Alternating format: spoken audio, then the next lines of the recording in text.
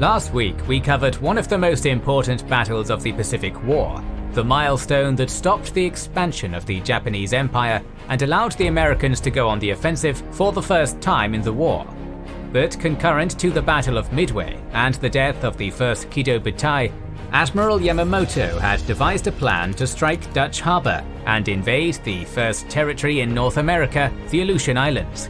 With huge resources allocated to this operation, the American defenders in Alaska were about to meet one of the most significant invasion forces this soil would ever see.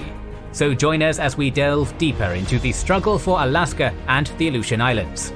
There are of course countless other battles you might be interested in, and luckily our sponsor Magellan TV, the documentary streaming service founded by filmmakers, brings you the Battlefields of the World Wars series. In 8 fully realized documentaries, they investigate the tactics, technology, legends, and hidden truths of climatic 20th century battles to reveal just what happened and why. From Verdun to the Bulge, learn the deep and often enigmatic causes that separated victory and defeat and sealed the fate of soldiers and governments alike. And there's no shortage of similar content on Magellan TV. They boast the richest and most varied history content available anywhere, covering everything from ancient to modern eras, wars, biographies, and the Earth itself.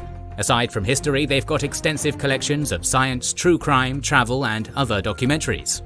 They add 15 or more hours of 4K high-definition content every week for their subscribers at no extra cost. It's all viewable anytime, anywhere, on televisions, laptops, mobile devices, and more. Get access to 3,500 hours of ad-free documentaries for only $4.99 a month, and get a month for free by subscribing to Magellan TV via our link in the description.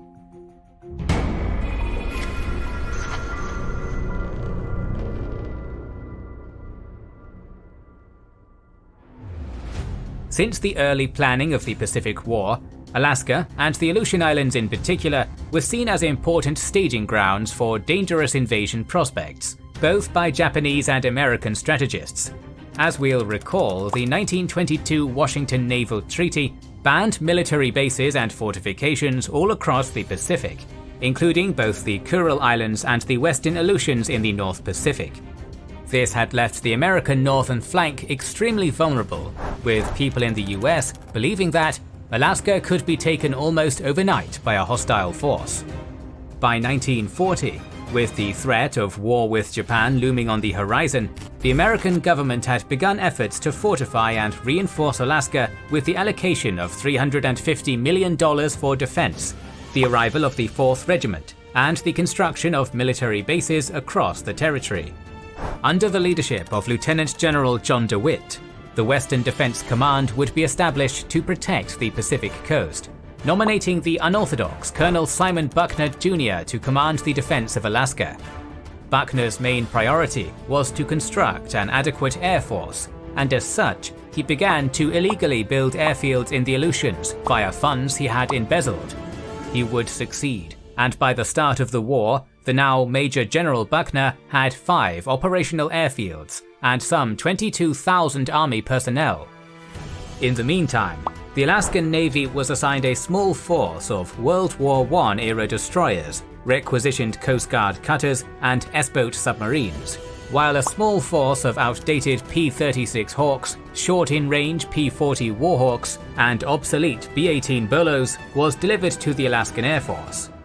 Within months of Pearl Harbor, however, the hard-working Buckner now boasted 14 operational military bases and 30 operable airfields, supporting 45,000 Army personnel, 4 infantry regiments, 3 coast artillery regiments, and a tank company. Additionally, Brigadier General William Butler was put in command of the recently established 11th Air Force, consisting of some 95 fighters and 46 bombers. As for the Japanese, as we've already seen, Admiral Yamamoto had decided to launch an invasion of the Aleutians and a strike at Dutch Harbor that was going to be executed concurrently with the invasion of Midway. Operation AL was thus assigned to an overwhelming naval force under Admiral Hosogaya of the 5th Fleet, divided into several smaller forces that included the 2nd Kido Butai of Rear Admiral Kakuta Kekuji, 2 invasion fleets mainly built around light cruisers and destroyers, a submarine detachment, a seaplane tender force, Hosogaya's main fleet built around the heavy cruiser Nachi, and a distant covering force under Vice Admiral Takasu Shiro. We've previously said that this operation was used by Yamamoto to disperse his forces, in that regard giving the Americans the notion that they were not going to be terribly overwhelmed if they chose to meet the Japanese in battle at Midway. But the Aleutians also held another valuable purpose. They could cover the northern flank of Midway once it was taken, and could also completely shield Japan from any future American strike similar to that of the Doolittle Raid. At least this is what modern historians believe nowadays, since in the past, historians tended to portray the operation as a feint to lure the American carriers away from Midway. Just as it had been done with Operation MI, American cryptanalysts and codebreakers had deciphered the Japanese plans for an offensive against the Aleutians, concluding it was a diversion from the main attack against Midway. Admiral Nimitz then decided accordingly to leave Aleutian defense to the local Alaskan forces, while the bulk of the Pacific Fleet was directed to ambush the enemy at Midway. Yet he ended up sending Rear Admiral Robert Theobald's Task Force 8 out of a personal recommendation from Admiral King. Built around 2 heavy cruisers, 3 light cruisers, and a variety of destroyers, submarines, and other naval units, Task Force 8 had the mission to defend the North Pacific area, to which it arrived on May 27th. Theobald and Buckner would have to work side by side to oppose the Japanese landings and to reverse the gains achieved by the enemy. By May 25th, Hosogaya's northern force had been assembled at the Ominato Naval Base, departing towards its objectives 1 day later. The Japanese would invade Kiska Island with 1,260 SNLF Marines, while the North Seas Detachment of Major Hazumi Matsutoshi, consisting of 1,200 troops of the 301st Independent Battalion, was charged with the occupation of the islands of Attu and Edek.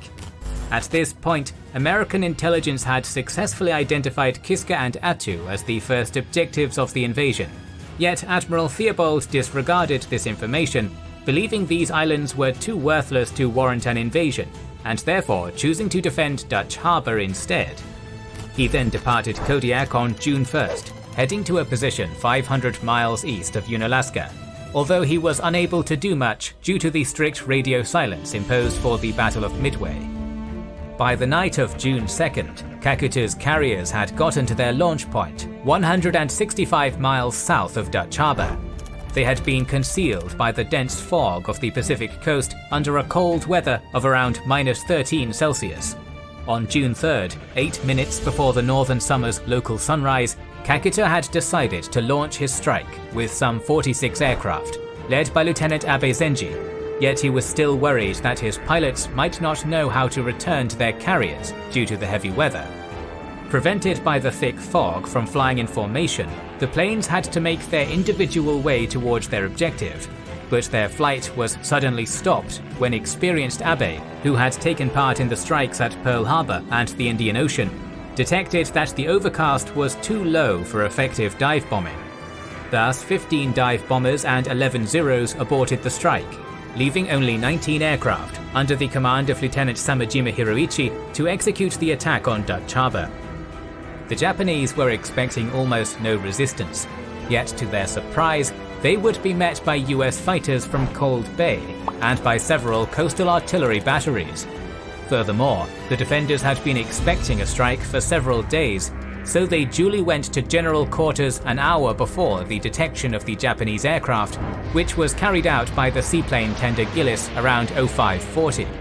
5 minutes later, the Zeros finally appeared and made a strafing pass of Dutch Harbor's facilities, destroying one PBY Catalina that was trying to get in the air. Immediately, anti-aircraft fire erupted from the coastal artillery and from the vessels in the harbor, yet they couldn't prevent the enemy bombers from dropping their deadly load over Fort Meares's installations. 16 bombs managed to destroy 3 warehouses, 2 barracks, and 3 Quonset huts, while the next 6 drops were accidentally delivered over Mount Ballyhoo without achieving much damage. The following 6 bombs knocked out a radio transmitter and destroyed another Quonset hut, and the final 6 drops hit a fire watcher's bunker, an army truck, and some naval facilities at Powerhouse Hill. All in all, only superficial damage had been achieved, and the vessels at harbour, although detected, hadn't been damaged. With this strike over, Samejima led his torpedo bombers northwards, missing the appearance of Cold Bay's Warhawks by 10 minutes. Upon learning that there were destroyers at Dutch Harbour, Kakuta decided to dispatch a second wave of 33 aircraft to destroy these ships. But the immense coldness of the weather iced up the plane's carburetors, forcing them to return to their carriers.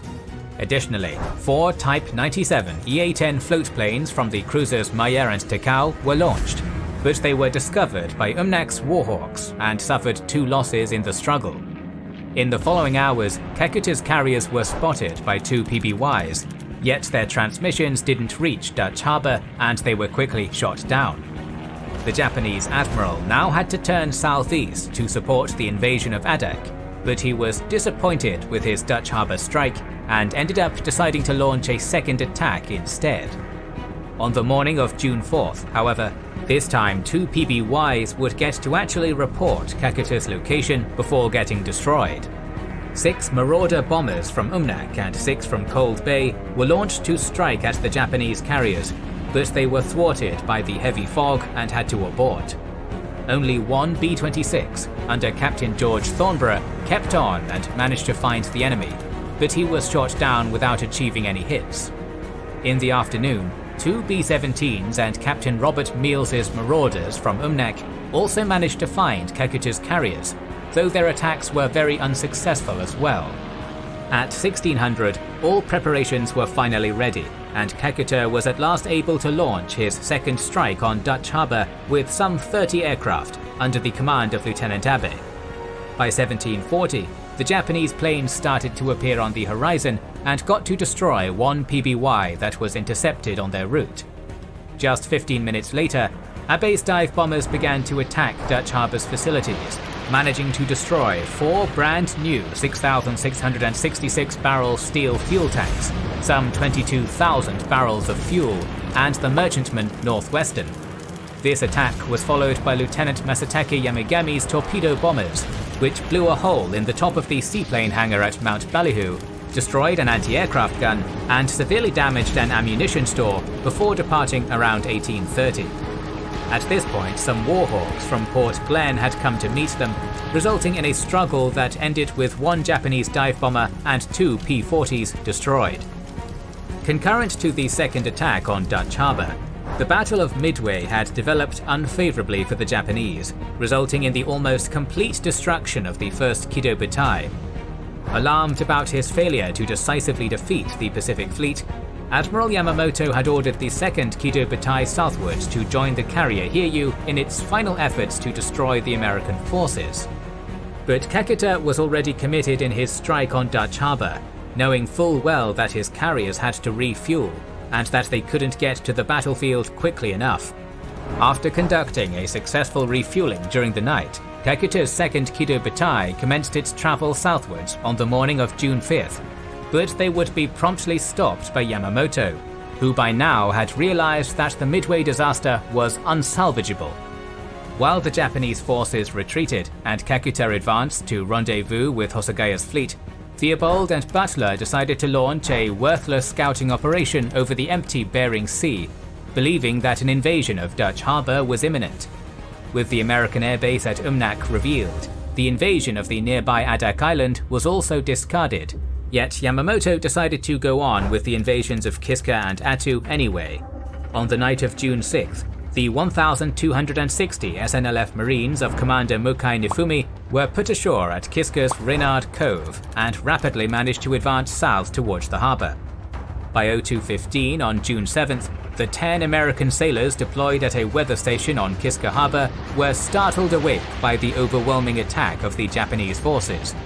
8 of them managed to escape into the mountainside and survived for a couple of days under dastardly cold weather, but in the end they eventually had to surrender.